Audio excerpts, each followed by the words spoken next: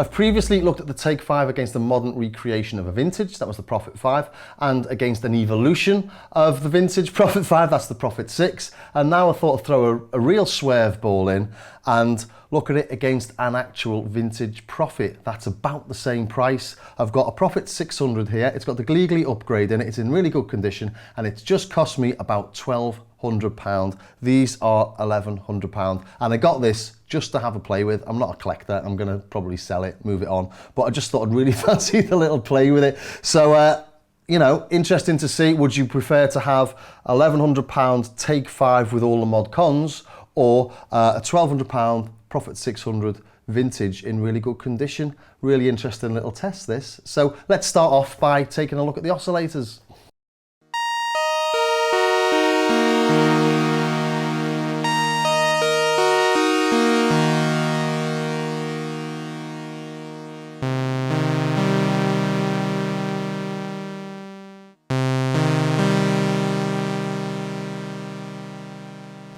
So they've both got quite a nice tone, haven't they? One thing you do notice with the Take 5 is how smooth those envelopes are.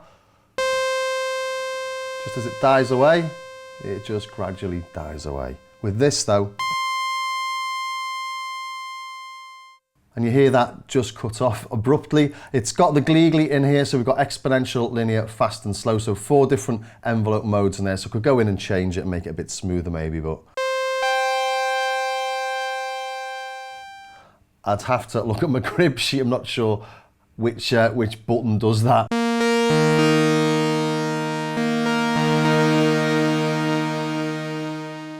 But we're not listening to the envelopes here, we're listening to the oscillators. So let's just take that release off. And let's turn the cutoff all the way up. And if you've watched the Prophet 6 or the Prophet 5 comparisons, you'll know this has got a steep cutoff high up.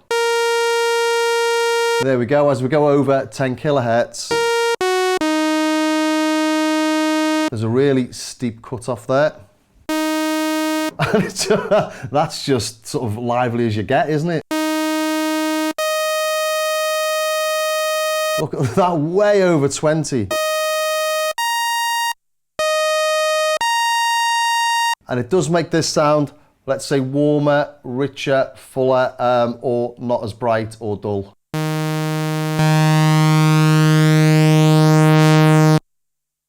They're very similar until you get to that 10 kilohertz.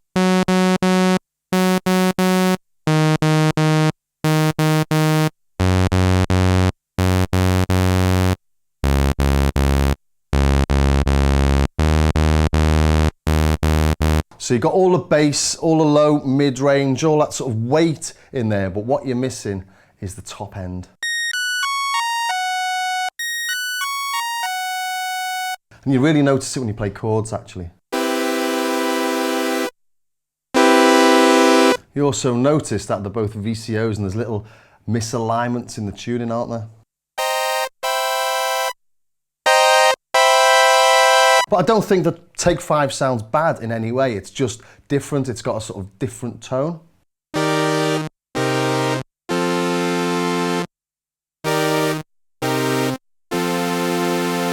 It does sound like one of the voices in that needs calibrating, doesn't it?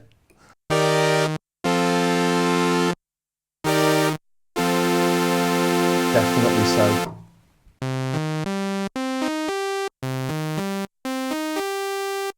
So let's have a listen to the square.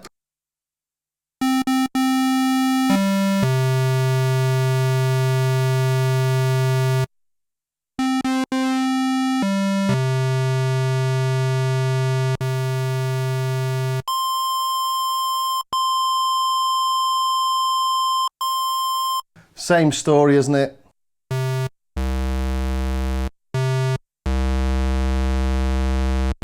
Doesn't make much difference down below, actually.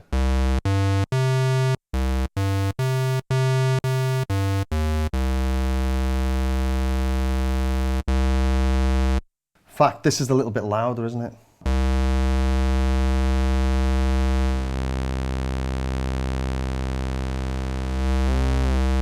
Yeah, the square on the Take 5 is a little bit louder than the sawtooth.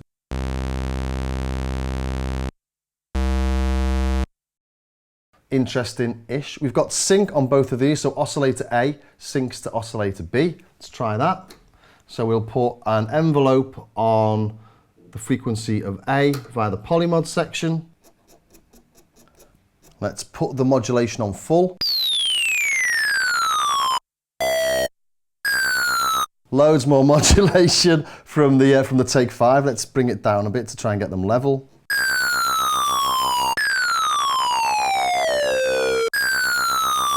Very similar, aren't they, once you start getting them closer? Let's bring it down a bit, just make it a bit more musical.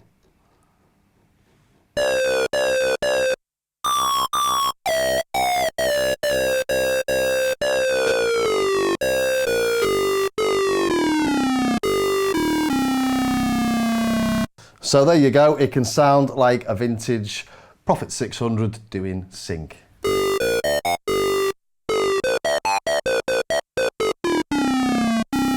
Quite like the take 5 a bit more, it's got a bit more punch, hasn't it? And just like when we looked at the Prophet 5, we've got the different wave shapes on oscillator A and B. In fact, this is a little bit more flexible than the Prophet 5. Prophet 5's just got a sawtooth and a square. On oscillator B, this has got the triangle as well.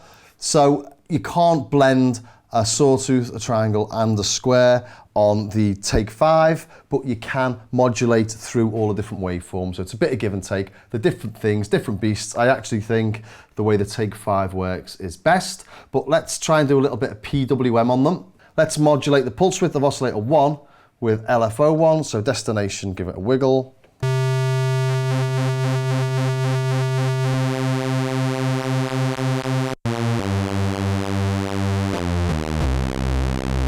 Nice and simple. Let's try that on the 600. So we'll go down here, pulse width of A and B, sync off, polymod off.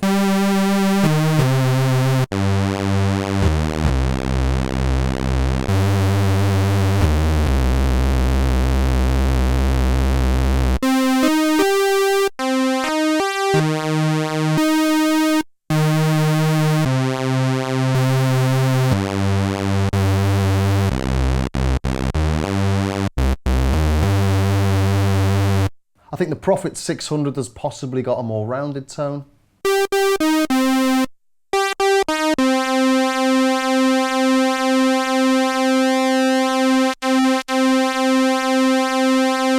Let's turn that into a pad.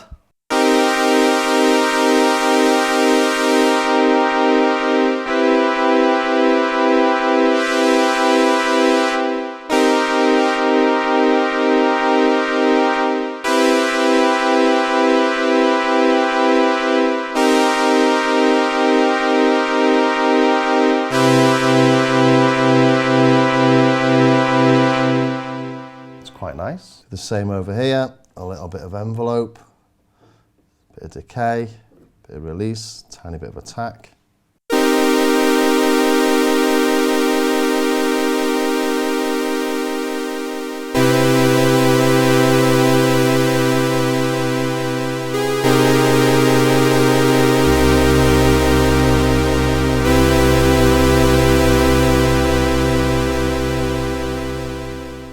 Having to use 6 fingers there, otherwise I've got one note tying over and it sounds horrible.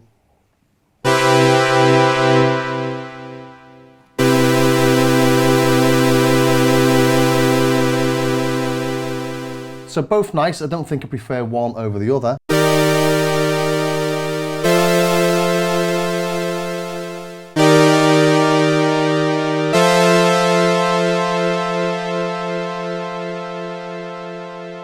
Too close to call, really. Should we move over to the filter?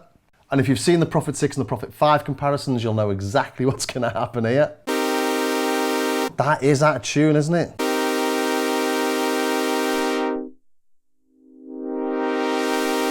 So there's one reason to get the take 5.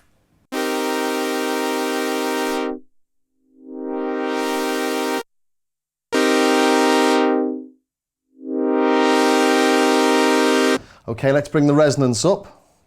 I'll bring it in full, so watch your ears.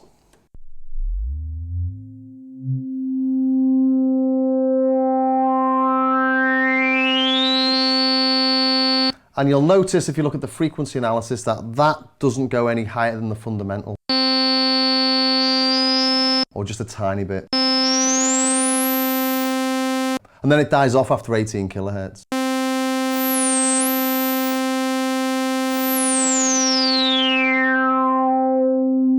So not super resonant. I imagine this is going to be much more resonant.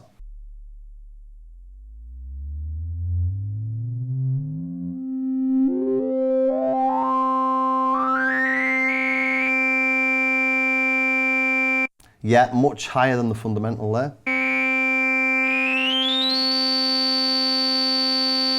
And there's all those extra little harmonics above that. You can see 3 or 4 little spikes above the cutoff frequency.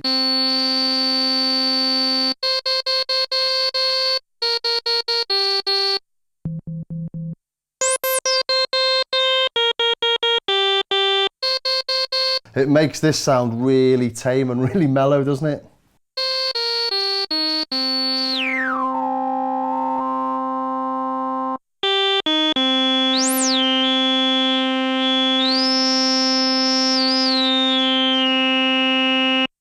Just a short little filter section there because there's not a lot to show. They've both just got a single filter on them, but the Take 5 is definitely a lot more mellow, calm, not as aggressive in any way as the Prophet 600. Okay, what else should we take a quick look at? Let's take a look at the polymod section. Setting them up both the same, so I've got a sawtooth on oscillator A and a square on oscillator B. One's an octave below the other.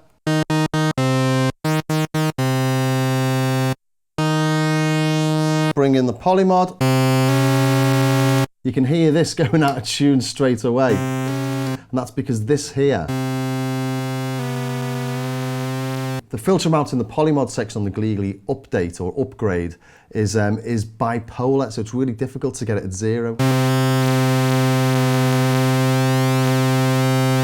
That'll have to do.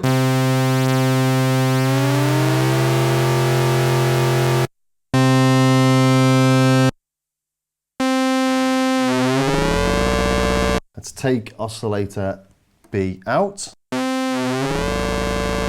Again, it doesn't sound as musical, does it?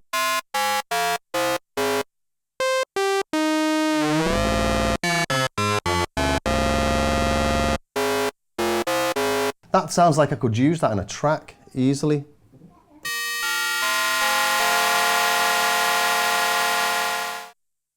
This doesn't.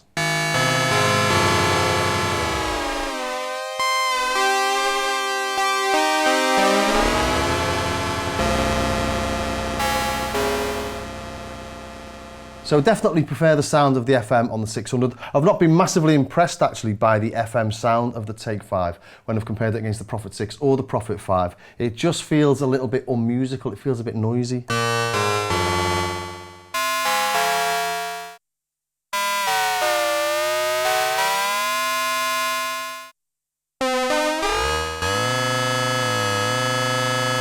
I'm not sure about it. Let's try using oscillator B to modulate the filter then.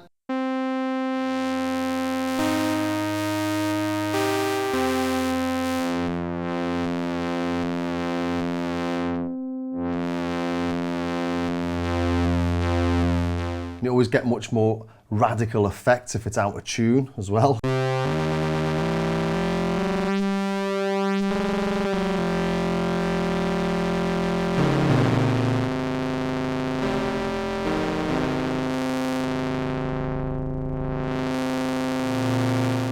And there we can listen to it with or without oscillator 2. If oscillator 2 isn't playing, we can still hear the FM.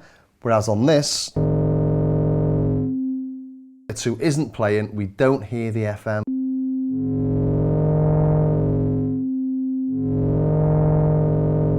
Because the signal's split from this pot effectively to the modulation section and to the amplifier.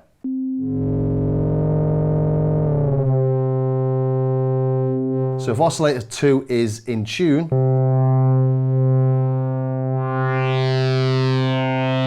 you don't get those really nice filter FM effects.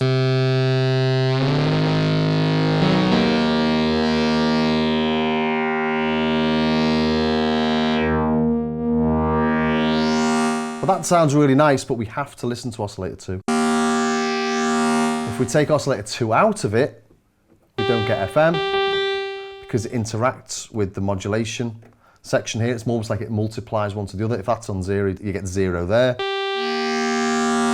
And if we take oscillator 2 out by pressing FM, we're now frequency modulating oscillator 1 as well.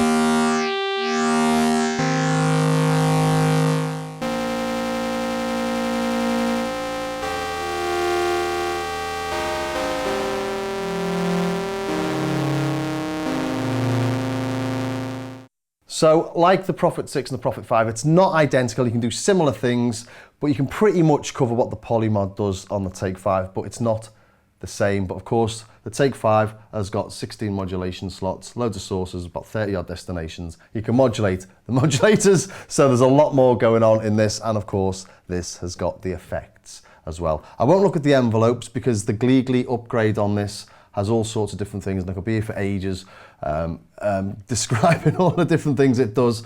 And at the end of it, it's not as good as the envelopes on this. There's not as much resolution in them, and that's why you've got to split it over 4 different types of envelope. Okay, so final thoughts. It's quite cool that you can get a Prophet 600 for about the same price as you can get a modern synth, but being sensible about it, the modern synth, the Take 5 is absolutely the way to go. It's really nice playing the Prophet 600. It's a big old synth. You've heard there it was a little bit out of tune in places. It's got a really nice feel to it, as loads of vintage synths do, but sensible wise, cash wise, this I think is where you should put your money if you're looking at something like this. And if you are thinking of picking one up, do check out the links below for Perfect Circuit Audio, because I'll get a little tip and you don't pay any extra, so it's a win-win all round, and it helps support the channel. And to help support the channel also, maybe take a look at my Patreon page where I've got hours and hours of tutorials helping you to get the most out of your synths. And of course, subscribe, ring the bell and share and all the rest of it. Okay, I will see you next time.